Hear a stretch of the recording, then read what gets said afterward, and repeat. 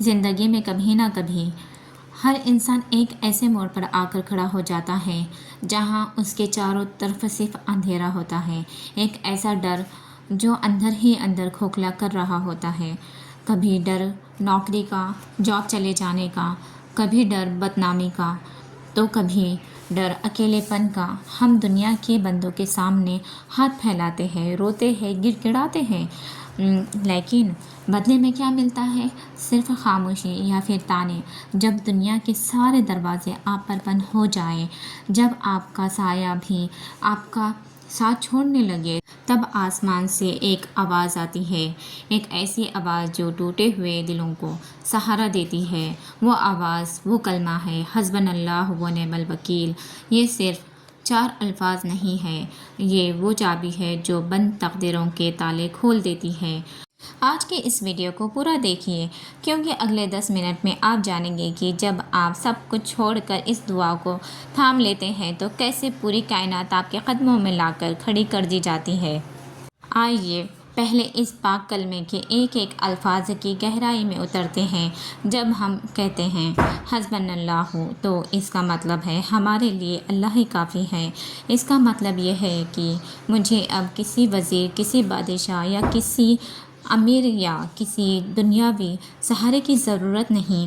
اگر پوری دنیا بھی میرے خلاف ہو جائے تو میرا اللہ اکیلا ہی میرے لیے پوری دنیا سے بڑا ہے۔ اور جب ہم کہتے ہیں وَنِعْمَ الْوَکِیلُ، تو اس کا مطلب ہے اور وہ بہترین کارساز ہے، بہترین وکیل ہے۔ دنیا میں جب آپ کا کوئی لیگل معاملہ ہوتا ہے تو آپ سب سے اور بڑا وکیل اور مہنگا وکیل ہائر کرتے ہیں تاکہ آپ جیت سکیں۔ آپ اپنا کیس اس کے ہاتھ میں دے کر سکون سے سو جاتے ہیں۔ سوچئے جب آپ اس دنیا اور آخرت کا کیس اس رب العالمین کے ہاتھ میں دے دیتے ہیں جو ساری کائنات کا مالک ہے، تو کیا وہ آپ کو ہارنے دے گا؟ ہرگز نہیں۔ یہ دعا اصل میں اعلان ہے۔ ایک بندہ اللہ سے کہتا ہے، یا اللہ، میں تھک گیا ہوں، میں ہار چکا ہوں، میرے پاس کوئی راستہ نہیں بچا، اب میرا یہ معاملہ تیرا ہے اور تو ہی اسے سنبھال۔ میں آپ کو میریکل بتاتی ہوں۔ حضرت ابراہیم علیہ السلام کی اس دعا کی طاقت کو سمجھنے کے لیے ہمیں تاریخ ہسٹری کے اس دور میں جانا ہوگا جب ایمان اور کفر کی سب سے بڑی لڑائی چل رہی تھی۔ حضرت ابراہیم علیہ السلام نے جب حق کی آواز کو بلند کی تو اس وقت کے ظالم بادشاہ نمرود نے انہیں زندہ جلانے کا فیصلہ کیا۔ ایک ایسی آگ تیار کی گئی جس کی لپٹیں آسمان کو چھو رہی تھیں، اتنی بھیانک آگ کہ اس کے پاس جانا بھی ناممکن تھا۔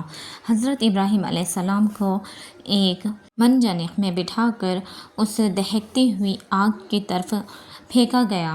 ہوا میں آگ کی طرف بڑھتے ہوئے فرشتے حضرت جبرائیل علیہ السلام ان کے پاس آتے اور پوچھتے ہیں، اے ابراہیم، کیا کوئی حاجت ہے؟ کیا کوئی مدد چاہیے؟ سوچئے، موت سامنے ہے، آگ کی لپٹیں سامنے ہیں، لیکن حضرت ابراہیم علیہ السلام کا توکل دیکھیے۔ انہوں نے فرمایا، مجھے تم سے کوئی مدد نہیں چاہیے، میرا رب مجھے دیکھ رہا ہے۔ اور ان کی زبان پر جو آخری الفاظ تھے وہ تھے حسبنا اللہ و نعم الوکیل۔ پھر کیا ہوا؟ فزکس کے سارے لاز بدل گئے۔ آگ کی فطرت ہے جلانا، لیکن اللہ نے حکم دیا، اے آگ ٹھنڈی ہو جا اور ابراہیم علیہ السلام پر سلامتی والی بن جا۔ وہ آگ ایک خوبصورت باغ میں بدل گئی۔ جو دنیا کے لیے موت تھی، وہ اللہ پر بھروسہ کرنے والے کے لیے سکون کا ٹھکانہ بن گئی۔ یہ کلمہ صرف حضرت ابراہیم علیہ السلام کا نہیں بلکہ ہمارے پیارے نبی محمد صلی اللہ علیہ وسلم اور ان کے صحابہ کا بھی ہے۔ غزوہ احد کے بعد کا وقت تھا، مسلمان زخمی تھے، تھکے ہوئے تھے۔ کچھ لوگوں نے آ کر افواہ پھیلائی اور ڈرانے کی کوشش کی کہ کفار مکہ ایک بہت بڑا لشکر لے کر دوبارہ تم پر حملہ کرنے آ رہے ہیں، ان سے ڈرو۔ کسی عام انسان کی جگہ اگر کوئی ہوتا تو ڈر جاتا، لیکن قرآن گواہ ہے۔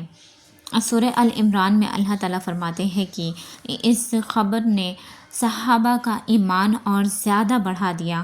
انہوں نے ڈرنے کی بجائے پورے یقین سے کہا، حسبنا اللہ و نعم الوکیل۔ نتیجہ کیا نکلا؟ اللہ تعالیٰ فرماتے ہیں کہ وہ مسلمان اللہ کی نعمت اور فضل و کرم کے ساتھ ایسے لوٹے کہ انہیں کوئی تکلیف چھو بھی نہ سکی اور دشمن ڈر کے بھاگ گیا۔ جب آپ اس کلمے کو پڑھتے ہیں نا تو دشمن کا ڈر آپ کے دل سے نکل جاتا ہے اور آپ کا ڈر دشمن کے دل میں بیٹھ جاتا ہے۔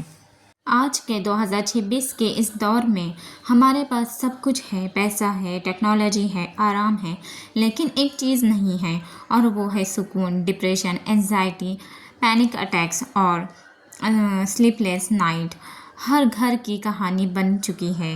ہم ہر وقت اوور تھنکنگ کرتے رہتے ہیں، میرا کیا ہوگا، میری بیٹی کی شادی کیسے ہوگی، میرا قرض کیسے ادا ہوگا، کیسے اترے گا۔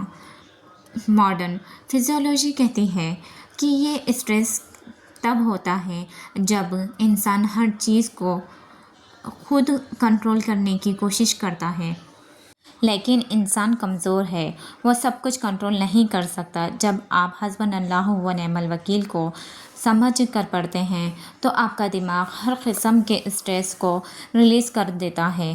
یہ ایک تھیراپی ہے۔ آپ اپنے دماغ کو یہ سگنل دیتے ہیں کہ میں اکیلا نہیں ہوں، اس پوری دنیا کو چلانے والی سب سے پاورفل ذات میرے ساتھ ہے۔ جیسے ہی آپ یہ بوجھ اللہ پر ڈالتے ہیں آپ کا دل بالکل ہلکا ہو جاتا ہے۔ جو سکون دنیا کی کوئی دوائی یا میڈیسن نہیں دے سکتی، وہ سکون یہ کلمے سے آپ کے دل میں اتار دیتا ہے۔ اب سوال یہ ہے کہ اس کلمے کی طاقت کو اپنی زندگی میں کیسے شامل کریں۔ اس کا وظیفہ یا روٹین کیا ہونی چاہیے؟ پہلی بات، ہر نماز کے بعد، خاص طور پر فجر اور عشاء کے بعد کم از کم 100 مرتبہ اسے پڑھنے کی عادت بنائیں۔ دوسری بات، جب بھی کوئی برا خیال آئے یا کسی دشمن یا آنے والے کل فیوچر سے ڈر لگے تو چلتے پھرتے زبان پر یہ کلمہ جاری رکھ لیں۔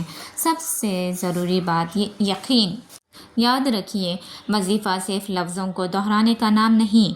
وظیفہ تب اثر کرتا ہے جب آپ کا دل اور دماغ دونوں اس بات پر مطمئن ہوں کہ ہاں، میرا اللہ میرے لیے کافی ہے۔